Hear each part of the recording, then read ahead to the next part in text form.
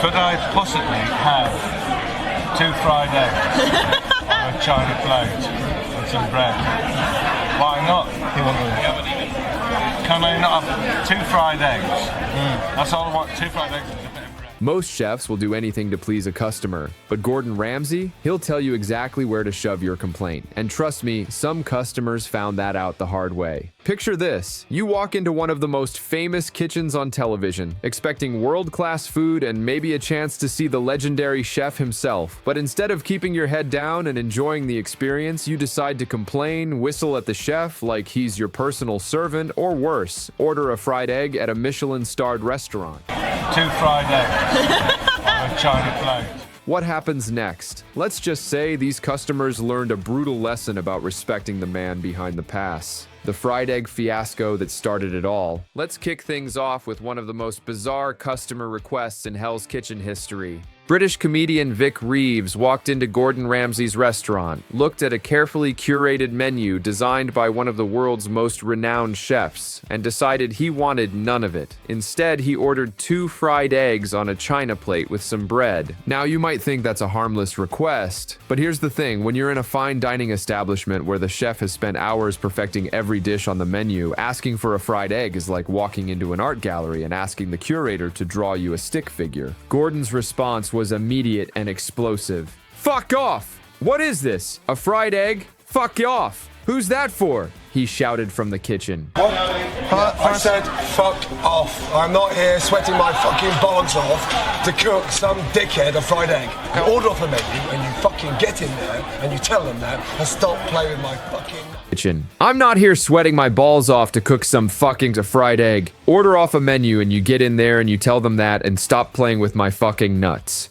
But Vic, being either incredibly brave or incredibly foolish, asked again, and Gordon absolutely lost it. You think I'm here to cook you a fing fried egg? I very politely told you, I am not here to cook you a fing fried egg. Are you that much of a pleb? Will you come out to eat in a smart restaurant with good food and you order a fried egg? The internet had a field day with this one, as one fan perfectly summed it up. Vic made a complete fool out of himself here. His wind-up was predicated on him being a real salt-of-the-earth working-class hero, ordering egg and chip in a top restaurant, hoping Ramsay would lower himself or get angry and snobbish. And honestly, mission accomplished, except Vic looked like the fool, not Gordon. When hurt feelings met British sarcasm, but the fried egg incident wasn't the only time customers thought they could waltz up to the pass and get away with complaining. In the very first episode of the US Hell's Kitchen, 2 women did something that would become legendary in the show's history. They approached the hot kitchen counter during the busiest part of service to complain that Gordon had hurt their friends' feelings. Let that sink in for a moment. They went to a professional kitchen during dinner service to tell a chef that he'd been too mean. This is Hell's Kitchen we're talking about, not a daycare center. Gordon barely looked up from his work. "Mr. Chef," one woman said. "Yes, ladies," he responded, already knowing this would be good. "She hurt my friend's feelings. I hurt your friend's feelings." "Yeah, she's very upset because you told her to fuck off." "Oh, really? Did I?" "Yeah, you did." "Okay. Can you tell her I meant it?" The absolute savagery of that response. But Gordon wasn't done. He turned to Jean-Philippe and delivered one of the most iconic lines in Hell's Kitchen history. "Can you escort these 2 ladies, please? Back to plastic surgery, ladies." Mr. Chef, Yes, ladies. you hurt my friend's feelings. I hurt your friend's feelings. Yes. Yeah? Yeah, Why? she's very upset because you told her to fuck off. Oh, really? Did I? Yeah, you did. Okay, can you tell her I meant it? Yeah, all right, I'll tell her. Can you both? Jean-Philippe, s'il vous plaît. Can you escort these 2 ladies, please? Back to plastic surgery? Ladies, please. The dining room erupted in awkward laughter, and those women scurried back to their seats faster than undercooked scallops being sent back to the kitchen. One viewer later joked, "I love how everybody is all giggly and chuckling at people getting roasted by Ramsay, but as soon as it's their turn, they crumble." The whistle that broke the chef's patience. Now, if you thought ordering a fried egg or complaining about hurt feelings was bad, wait until you hear about the woman who actually whistled at Gordon Ramsay. Yes, whistled. Like he was a dog.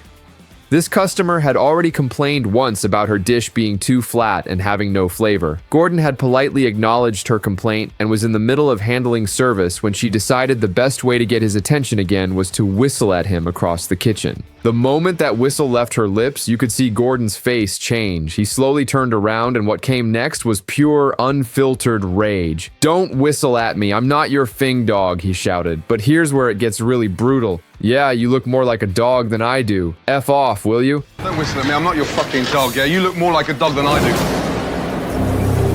Fuck off, will you? The customer was left speechless, and honestly, what could she say?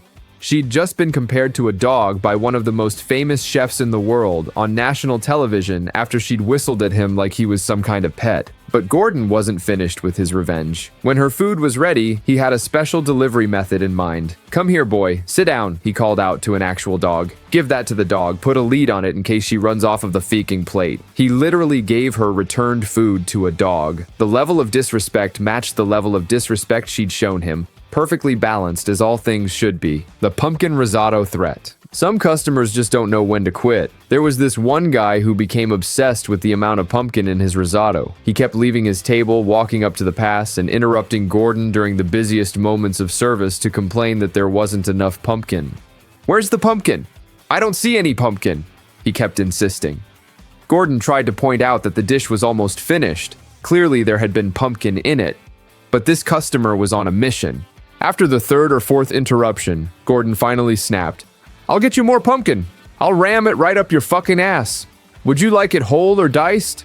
Security had to escort the man away before Gordon made good on that threat, and honestly, can you blame him? Imagine being one of the most accomplished chefs in the world, trying to manage 2 kitchens full of amateur cooks, and some guy keeps pestering you about pumpkin like it's a life or death situation. One fan summed it up perfectly. For a world-class chef, Gordon surely could be one of the most famous trash talkers in the world. And they're not wrong. Gordon's insult game is as sharp as his knives. The giraffe and the quail. Gordon Ramsay has a special talent for coming up with animal comparisons that are somehow both hilarious and devastating. Take the time a woman came to the counter to complain about her food. Instead of addressing her complaint directly, Gordon turned to his staff and said, "What table is the lady from, please, so we can find out where food is, please?"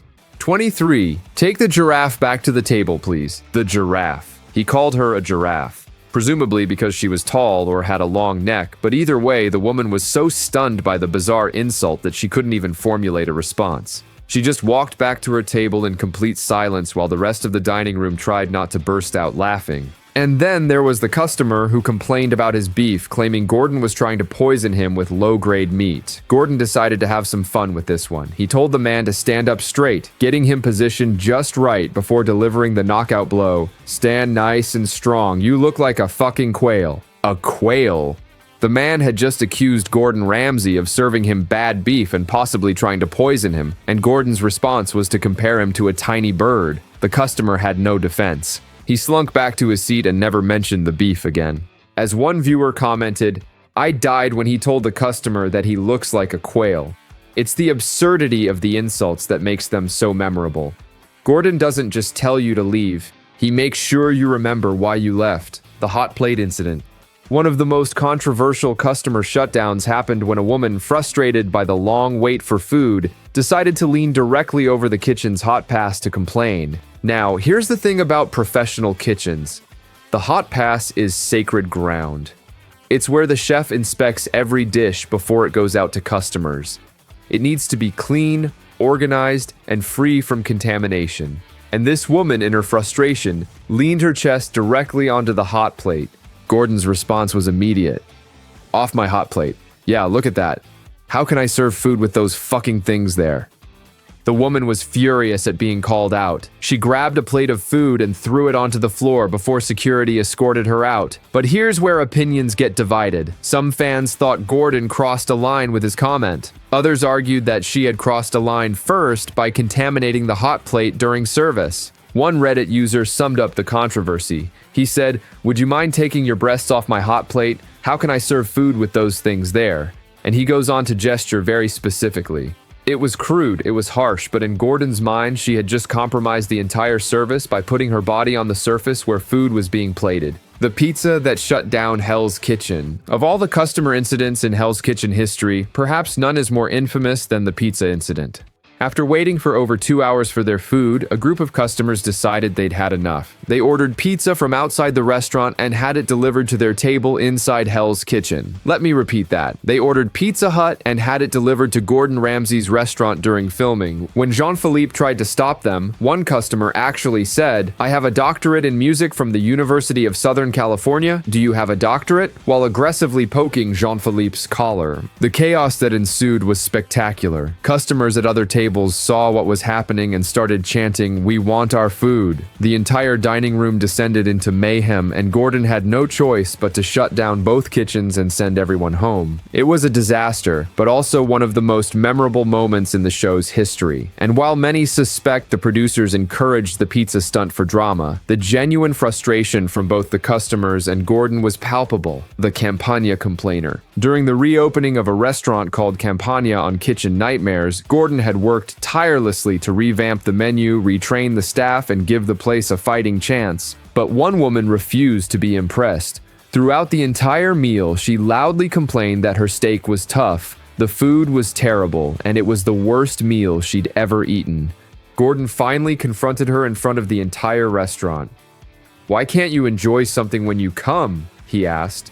She doubled down. "My husband is starving. My steak was tough. Terrible. Worst food I've ever ate." Gordon leaned in and delivered the truth. "But madam, unfortunately, you're talking out your rear. I don't like your mouth. I don't care. But you're just walking around looking for trouble." "You are." Even other satisfied customers turned on her after Gordon left. They confronted her, asking why she kept eating if the food was so bad. One customer accused her of just trying to get free food and drinks. "You just bought everything for free, you fing bee. All people are having another bottle of wine, you fucking alcoholic." The harsh reality? She probably just wanted her 15 minutes of fame on television. As one fan noted, that old lady 100% just wanted on the show. Gordon saw right through it and wasn't about to let someone ruin the restaurant's reopening night for a few minutes of screen time. The man who did nothing for Gordon. Not all customer shutdowns involve screaming. Sometimes Gordon delivers his most devastating lines with eerie calm. When one male diner complained about the long wait time, saying, "That doesn't do much for me," Gordon responded with brutal honesty. "Yeah, right. Can I just say you do fuck all for me either? What you want me? You do nothing for me either." The simplicity of that response is what makes it so perfect. The customer expected an apology, maybe some reassurance. Instead, Gordon essentially told him he didn't care if he was satisfied or not. The man sat back down and shut up, probably realizing he'd just been put in his place by a chef who has more Michelin stars than the customer has brain cells. Why Gordon gets away with it. And here's the thing that a lot of people don't understand. Gordon Ramsay isn't actually a mean person. Off camera, countless people have described him as warm, funny, and genuinely helpful. One Reddit user who met him said, "Gordon is insanely nice and complimentary." A producer from Kitchen Nightmares confirmed, "Off-camera Gordon is a lot nicer." Even contestants from his shows admit that his harsh critiques are targeted at people who should know better, professionals who are making amateur mistakes. The key to understanding Gordon's customer shutdowns is context. On Hell's Kitchen, customers know exactly what they're signing up for. The food is free, but the service might be terrible because amateur chefs are learning. It's essentially a live cooking competition where you're the guinea pig. So when customers come to the past to complain, they're not just interrupting service, they're interrupting a teaching moment, a competition, and a high-pressure environment where the chefs are already struggling. Gordon protects his kitchen with the same ferocity he protects his reputation. And when customers cross that line with disrespect, entitlement, or absurd demands, they get exactly what they deserve. A verbal takedown they'll never forget. As one leadership expert noted, Chef Ramsay gets at the foundation of the business. He wants to see the owner's passion for what they do. He works with the staff to make sure they have a proper foundation. That same passion applies to customer service. Respect is a two-way street. The legacy of Gordon's customer clapbacks. These customer confrontations have become the stuff of legend. They've been turned into countless memes, YouTube compilations, and Reddit threads dedicated to analyzing every brutal insult. But beyond the entertainment value, there's something oddly satisfying about watching someone stand up to entitled behavior. In a world where the customer is always right has been twisted to justify terrible behavior, Gordon Ramsay represents the opposite philosophy. Respect is earned, not demanded. Whether he's comparing someone to a giraffe, threatening to ram pumpkin where the sun doesn't shine, or calmly telling someone they do nothing for him, Gordon has mastered the art of the shutdown. And the next time you're tempted to complain in a restaurant, whistle at a server, or order a fried egg at a Michelin-starred establishment, just remember, somewhere out there, Gordon Ramsay is waiting to make you internet famous for all the wrong reasons. So maybe just order off the menu, keep your voice down, and enjoy the damn food. Because if you don't, you might just become the next legendary customer who learned the hard way that when you disrespect Gordon Ramsay, he doesn't just cook your food, he serves you a reality check you'll never forget.